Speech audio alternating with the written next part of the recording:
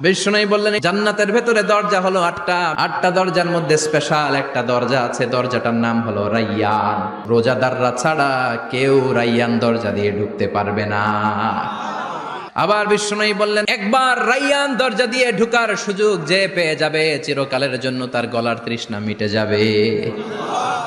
রোজা রাখলে গলায় তৃষ্ণা হয় না? এই যে আল্লাহর খুশির জন্য এই তৃষ্ণাকে সহ্য করে আপনি রোজা রেখেছেন, এর ফলাফল হিসেবে রাইয়ান দরজা দিয়ে ঢুকা মাত্রই আপনার গলার তৃষ্ণা শেষ। জান্নাতের ভেতরে আমরা ঢুকতে চাই।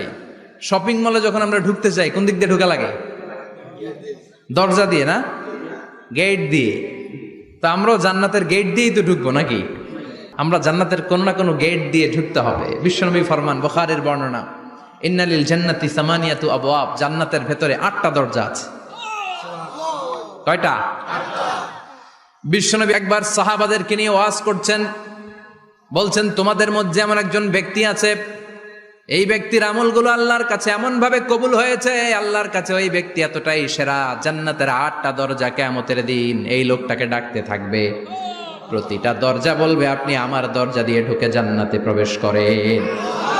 সাহাবারা বললেন ইয়া রাসূলুল্লাহ, কে সেই ব্যক্তি? বিশ্বনবী বললেন ওই ব্যক্তির নাম হলো আবু বকর।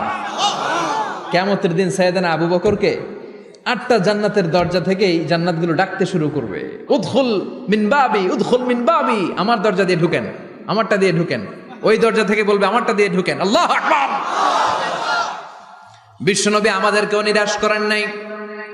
বিশ্বনবী বললেন কেউ যদি প্রতিদিন 5 ওয়াক্ত নামাজের আগে যে ওযু করে, ওযুর পরে কেউ যদি পড়ে আশহাদু আল্লা ইলাহা ইল্লাল্লাহ ওয়া আশহাদু আন্না মুহাম্মাদান আবদুল্লাহি ওয়া রাসূলুহু, প্রত্যেক ওযুর পরে যেই ব্যক্তি এই দোয়াটা পড়বে ওই ব্যক্তির জন্য রব্বুল আলামিন কিয়ামতের দিন জান্নাতের 8টা দরজা খুলে দিবে।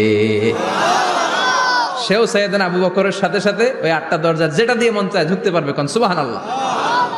বিষ্ণু বললেন ইন্নালিল জান্নাতি সামানিয়াতু আবওয়াব, জান্নাতের ভেতরে দরজা হলো 8টা, মিনহা বাবুন ইউসাম্মা আর রাইয়ান, 8টা দরজার মধ্যে স্পেশাল একটা দরজা আছে, দরজাটার নাম হলো রাইয়ান।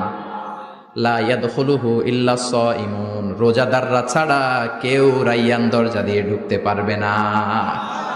যারা রোজা রেখেছেন তাদের জন্য এন্ট্রি দেয়া হবে এই দরজা দিয়ে ঢুকার। আবার বিষ্ণু বললেন মান দাখালাহু লাম ইয়াজমা আবাদা, একবার রাইয়ান